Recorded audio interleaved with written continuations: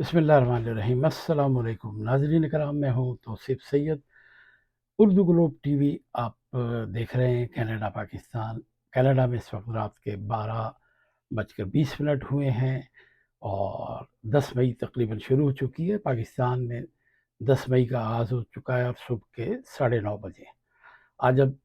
जब हमारा व्लॉग देखेंगे तो आपको आज की अहम और ताज़ा ख़बरें और उन पर तबसरा इंशाल्लाह मिलेगा। खित्ते की सूरत हाल के हवाले से काफ़ी अपडेट्स हैं और बहुत ज़्यादा अपडेट्स इसलिए नहीं हैं कि डोनाल्ड ट्रंप की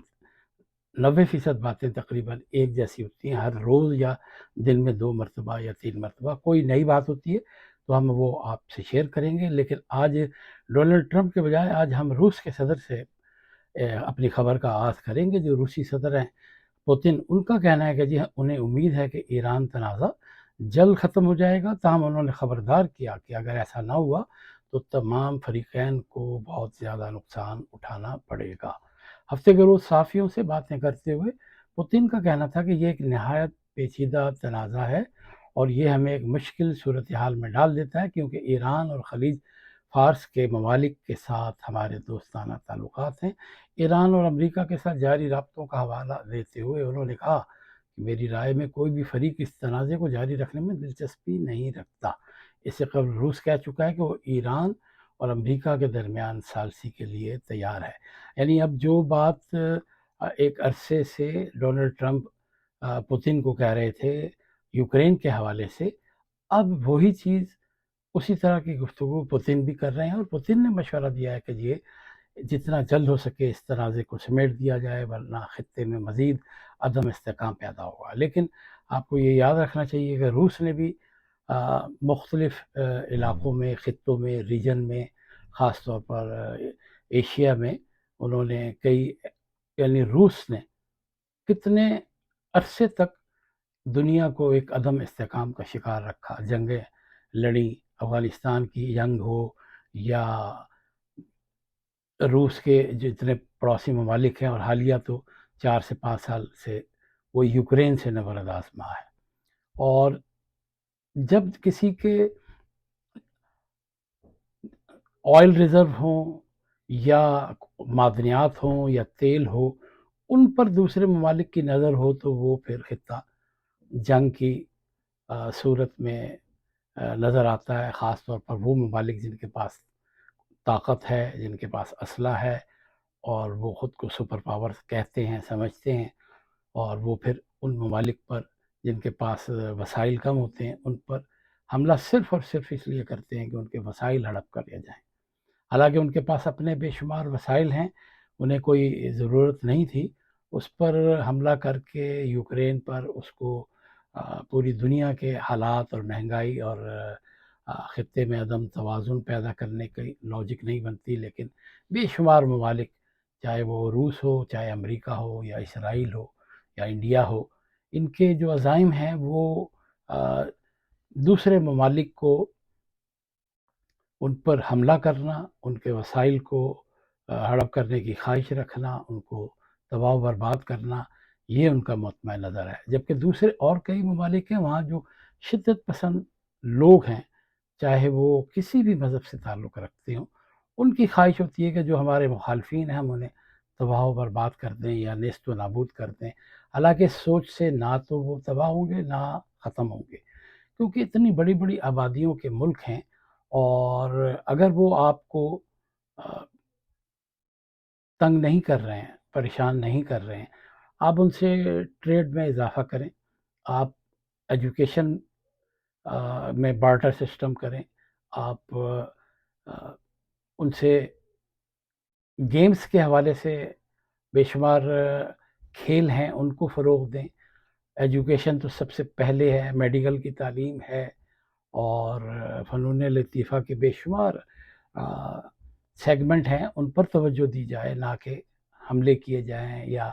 असलहे पर अरब डॉलर ख़र्च किए जाएँ। ईरान ने तो अपने दिफ़ा के लिए सिर्फ़ मिसाइल बनाए थे, उसने तो एटम बम नहीं बनाया था। हालाँकि दिफ़ा के लिए हर एक को एटम बम बनाने का हक़ हासिल है। जब दूसरे लोगों के पास है और वो उसमें इज़ाफ़ा कर रहे हैं, तो لوجیکلی ان کا حق تو بنتا ہے، لیکن دنیا کے وہ ممالک جن کے پاس ہے وہ کسی اور کو یہ حق دینا نہیں چاہتے، کیونکہ وہ خوفزدہ ہیں کہ کہیں یہ ہمارے خلاف ایک ڈیٹرنس نہ آ جائے ان کے پاس اور استعمال نہ کر لیں۔ خیر اس موضوع پر گفتگو جاری رکھیں گے بعد میں۔ ابھی بتائیں کہ جی لبنان کی وزارت صحت کے مطابق گزشتہ ایک ہفتے میں اسرائیلی حملوں میں ملک بھر میں 120 سے زائد افراد ہلاک ہو چکے ہیں، جن میں خواتین اور بچے بھی شامل ہیں۔ تاہم وزارت صحت ان میں جنگجوؤں اور عام شہریوں کے درمیان فرق نہیں کرتی۔ اسرائیلی فوج لبنان کے ساتھ سرحد کے ایک پٹی ہے اس پر بھی قابض ہے، اور حکام کا کہنا ہے کہ اس کا مقصد حزب اللہ سے پاک سیکورٹی زون بنانا ہے تاکہ اسرائیل کے شمالی علاقوں کو محفوظ بنایا جا سکے۔ ان علاقوں میں کئی دیہات تباہ ہو چکے ہیں، جن کی مثال اسرائیلی فوج کے غزہ میں اختیار کیے گئے اقدامات سے ملتی جلتی ہے، اور انسانی حقوق کی تنظیموں کا کہنا ہے کہ بعض اقدامات جنگی جرائم کے زمرے میں آ سکتے ہیں۔ ادھر اب یہ دیکھیں کہ حزب اللہ نے لبنان اور شمالی اسرائیل میں اسرائیلی فوجی دستوں پر راکٹوں اور ڈرون سے حملے کیے ہیں۔ تنظیم نے کہا ہے کہ اس نے ہفتے کو اسرائیلی حملوں کے جواب میں شمالی اسرائیل کو ڈرون سے نشانہ بنایا۔ بحرین کی وزارت داخلہ نے دعویٰ کیا ہے کہ اس نے پاسداران انقلاب سے منسلک 41 افراد کو گرفتار کیا ہے۔ بحرین کی سرکاری ایجنسی نے وزارت داخلہ کے حوالے سے بتایا کہ یہ گرفتاریاں اس وقت عمل میں آئیں جب سیکورٹی اہلکاروں نے پاسداران انقلاب سے منسلک ایک گروپ کا پردہ فاش کیا۔ بحرین کی وزارت داخلہ نے کہا کہ استغاثہ کی تحقیقات میں ایرانی حملوں کے لیے ہمدردی سے متعلق مقدمات بھی شامل ہیں۔ تقریباً 2 ہفتے قبل بحرین کی وزارت داخلہ نے اعلان کیا تھا کہ اس نے 69 افراد کی شہریت ایران کے مخالفانہ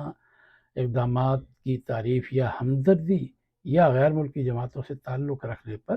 منسوخ کر دی ہے۔ امریکہ اور اسرائیل کی جانب سے 28 فروری کو ایران پر کیے گئے حملے کے بعد پہلی مرتبہ ایرانی پارلیمنٹ کا اجلاس آج یعنی اتوار کو طلب کر لیا گیا ہے، اور آج وہاں پر اجلاس ہوگا، لیکن بتایا یہ جا رہا ہے کہ یہ پارلیمنٹ کے جو ایرانی پارلیمنٹ کے ترجمان ہیں انہوں نے کہا کہ جنگ کے بعد پہلی بار کونسل اپنا اجلاس یہ ویڈیو کانفرنس کے ذریعے منعقد کرے گی۔ ظاہر ہے وہ اجلاس تو منعقد کر نہیں سکتے، پوری پارلیمنٹ ہوگی اور اسرائیل کا کوئی بھروسہ بھی نہیں ہے، اور وہ آپ کو پتہ ہے کہ پیٹھ پیچھے اور چھپ کے وار کرنے والی جو قومیں ہوتی ہیں وہ کیسی ہوتی ہیں، رات کے اندھیرے میں حملے کرتی ہیں، دن کے اجالے میں اپنے بچاؤ کی کوشش کرتی ہیں۔ تو اس لیے وہ وہاں اکٹھے ہونا تو سب کا ممکن نہیں تھا، لیکن ویڈیو کانفرنس ضرور ہوگی، سب اپنے اپنے میرا خیال ہے علاقوں میں یا گھر میں یا آفیسز میں یا کہیں بھی ہوں گے، تو سیکورٹی پوائنٹ آف ویو کے حوالے سے یہ ایک اہم کانفرنس بھی ہوگی، اور اس میں ملک کے جو اہم ترین مسائل ہیں ان کو ڈسکس کیا جائے گا۔ ایران کے جو پاسداران انقلاب ہیں انہوں نے خبردار کیا ہے کہ اگر ایرانی آئل ٹینکروں کو نشانہ بنایا گیا تو وہ خطے میں امریکی تنصیبات کو نشانہ بنائیں گے۔ ایک بیان میں پاسداران انقلاب نے کہا کہ ایرانی آئل ٹینکروں یا تجارتی جہازوں پر کوئی بھی حملہ ہوا تو ہم خطے میں موجود امریکی مراکز میں سے کسی مرکز کو یا دشمن کے بحری جہازوں کو نشانہ بنائیں گے۔ اے ایف پی کے مطابق امریکہ پاکستانی ثالثوں کے ذریعے ایران کو تجاویز بھجوا چکا ہے جس میں جنگ بندی میں توسیع کی بات کی گئی ہے تاکہ اس دوران ایران سے تنازع کا کوئی حتمی حل تلاش کیا جا سکے۔ الجزیرہ کی ایک رپورٹ میں دعویٰ کیا گیا ہے کہ امریکی 14 نکاتی مسودے کے مطابق ایران سے مطالبہ کیا گیا ہے کہ وہ جوہری ہتھیار بنانے کا عمل مکمل طور پر روک دے اور اسے کم از کم 12 سال تک یورینیم کی افزودگی بند کرے اور تقریباً 440 کلو گرام 60% افزودہ یورینیم امریکہ کے حوالے کرے۔ اس کے بدلے میں امریکہ نے پابندیوں میں نرمی لانے، منجمد ایرانی اثاثے جاری کرنے اور بحری ناکہ بندی ختم کرنے کی پیشکش کی ہے۔ ان نکات میں ابنائے ہرمز کو 30 دن کے اندر دوبارہ کھولنے کی تجویز بھی شامل ہے،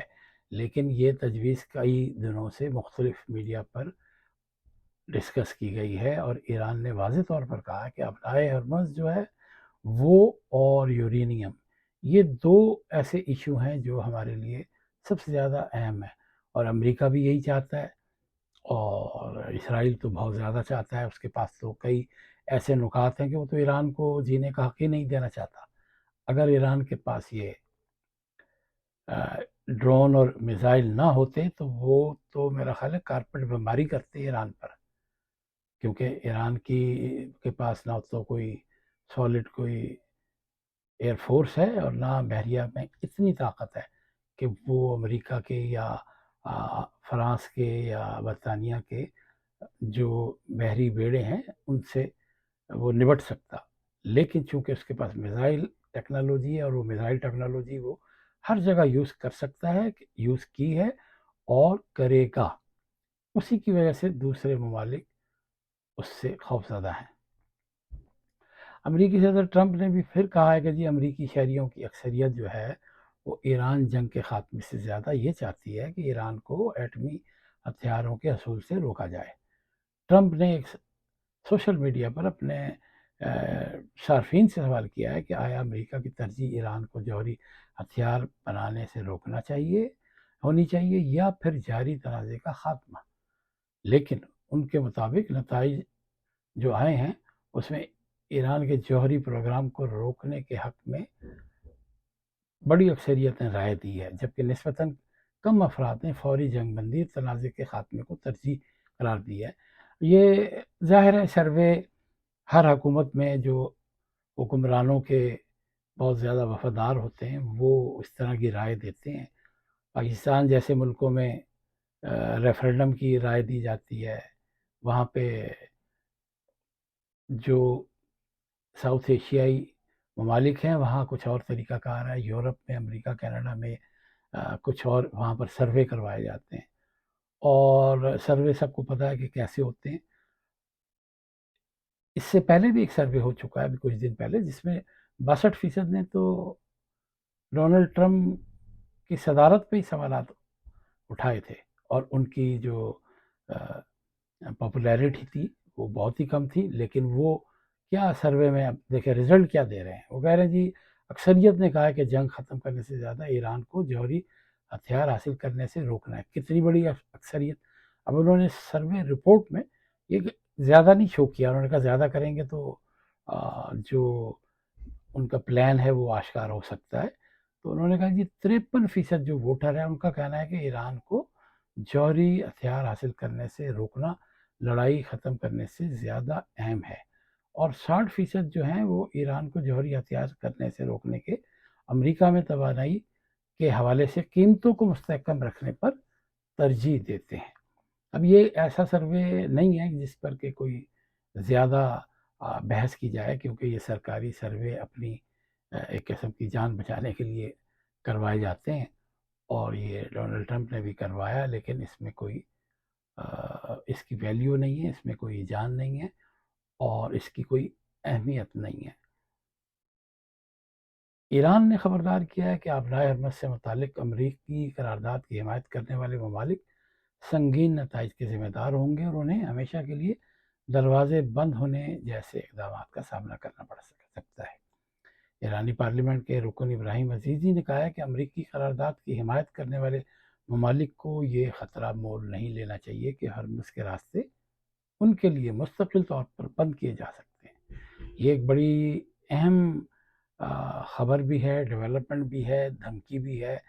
کیونکہ آپ کو پتہ ہوگا کہ کل اقوام متحدہ میں اگرچہ روس نے ویٹو تو کر دیا تھا لیکن کئی ممالک نے ایران کے خلاف ووٹ دیا اور ایرانی موقف کے مطابق آبنائے ہرمز کے حوالے سے کسی بھی غیر ملکی دباؤ یا فیصلے کا سخت جواب دیا جائے گا، اور اس میں بحرین سمیت ان ممالک کو بھی نشانہ بنایا جا سکتا ہے جو امریکی قرارداد کی حمایت کرتے ہیں. آبنائے ہرمز پر ایرانی کنٹرول سے متعلق امریکہ نے UN سلامتی کونسل میں ایک قرارداد کا مسودہ پیش کیا ہے جسے متحدہ عرب امارات، بحرین، کویت، سعودی عرب اور قطر کی حمایت حاصل ہے. تو اس طرح ایران کے پاس ایک یہ جواز بھی آ گیا ہے کہ چونکہ ان ممالک نے سلامتی کونسل میں امریکہ کا ساتھ دیا ہے اور امریکہ نے یہ ایک قرارداد پیش کی ہے اور روس نے امریکی قرارداد کے مسودے کو جانبدارانہ قرار دیتے ہوئے مسترد کر دیا اور کہا کہ روس ایسی کسی قرارداد کی حمایت نہیں کرے گا جو خطے میں کشیدگی کی بنیادی وجوہات خصوصاً امریکہ اور اسرائیل کی کارروائیوں کو نظر انداز کرتی ہو۔ تو یہ اس طرح کی قرارداد جب بھی پیش کی جاتی ہے، کوئی نہ کوئی اس کو جو پیش کرتا ہے، کوئی ایک ملک یا تو امریکہ ویٹو کرتا ہے، یا روس کرتا ہے، یا فرانس کرتا ہے، اور دو ممالک اور اگر ایسی سچویشن ہو تو وہ ویٹو کر دیتے ہیں۔ اب واضح طور پر ایران کے ایک اہم رکن نے کہا ہے کہ حمایت کرنے والے لوگ جو سنگین نتائج سے خبردار رہیں۔ تو سنگین نتائج یہ ہو سکتا ہے کہ ان پہ ڈرون یا میزائل کے حملے ہو سکتے ہیں۔ باقی پاکستان میں 2-3 دن سے مارکہ حق کے حوالے سے بہت پوری دنیا میں کونسلیٹ، ہائی کمیشن اور ایمبیسیز میں تقاریب ہو رہی ہیں کہ پاکستان نے 1 سال پہلے کس طرح دشمن کو عبرتناک شکست دی۔ وزیر اعظم شہباز شریف نے بھی ایک تقریب میں، ویسے تو کئی تقریبات میں انہوں نے شرکت کی ہے، لیکن انہوں نے ایک پیغام میں کہا ہے کہ جی ہمارے شہداء جو ہیں فولادی دیوار بن کر وطن کے دفاع میں ڈٹے رہے، اور انہوں نے تینوں افواج کو ناقابل تسخیر قرار دیا اور پاکستانی قوم کو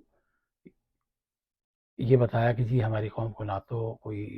دھمکا سکتا ہے، نہ معروب کر سکتا ہے، نہ جھکایا جا سکتا ہے، اور دشمن کی جارحیت کے مقابلے میں پاکستان نے فیصلہ کن برتری حاصل کی اور پاکستان سرحدوں کے دفاع کے لیے چوکس ہے، اور فیلڈ مارشل کی انہوں نے خاصی تعریف بھی کی، اور انہوں نے کہا جی پاکستانی خوارج جو ہیں ان کے خاتمے تک ہم ثابت قدم رہیں گے، اور مسئلہ کشمیر کے حل کے بغیر خطے میں استحکام ممکن نہیں۔ اب پاکستان اپنی خارجہ پالیسی میں اس وقت چونکہ خطے میں جو صورتحال ہے اس میں مصروف ہے، لیکن کشمیر کے حوالے سے ہمارے جو دفتر خارجہ ہے اس کی توانائیاں ذرا کم ہو چکی ہیں، اور اس پر توجہ دینے کی ضرورت ہے، کیونکہ یہ بھی ایک بڑا اہم ایشو ہے، اور اسی کی وجہ سے پاکستان اور بھارت کے مابین جب بھی کبھی یا تو جنگ ہوئی ہے یا ماضی میں ہوتی رہی ہیں، اور مستقبل میں بھی یہی امکانات ہو سکتے ہیں۔ اس لیے اس پہ بھی عالمی سطح پر ایک پرامن طور پر اس کے مسئلے کا بھی حل ہونا چاہیے۔ تو صرف سید کو یہیں پر دیں اجازت، دیکھتے رہیں Urdu Globe T V. Canada میں ہم یہاں پہ ایک اردو پوسٹ اخبار بھی نکالتے ہیں، اور ایشین پوسٹ ہمارا اخبار ہے، اور گزشتہ 20 سال سے ہم یہ اخبار نکال رہے ہیں۔ جرنلزم ہی ہمارا پروفیشن ہے، ہمارا پیشن ہے، اور اس پر ہی ہم سوشل میڈیا پر بھی ایکٹیو ہیں، اور آپ سے درخواست ہوگی کہ ہمارے چینل کو لائک کریں، شیئر کریں، اور سبسکرائب بھی کریں، بیل آئیکن کا بٹن دبا دیں پلیز، اور اپنے کامنٹ سے ہمیں ضرور نوازیں، اور ہمیں گائیڈ بھی کریں۔ ہمارے سننے والے، ہمارے دیکھنے والے بہت بہت سنجیدہ مزاج لوگ، بہت سارے لوگ جو بہت سارے ویلاگ دیکھتے ہیں بڑے بڑے یوٹیوبرز کے، ان کا یوٹیوبرز کے بڑے اس لیے ہیں کہ ان کے پاس کئی سال سے چونکہ بڑے اداروں سے وابستہ رہے ہیں، تو بڑی تعداد ان کو دیکھتی ہے، لیکن وہ لوگ جو جن کے پاس یعنی ابھی اسٹارٹ اپ ہے، وہ نئے لوگوں کو اگر وہ سمجھتے ہیں تو ان کی رہنمائی کریں اور ان کا ساتھ دیں۔ سچ کے حصول کے لیے ہم آپ کے ساتھ چلتے رہیں گے۔ اللہ حافظ۔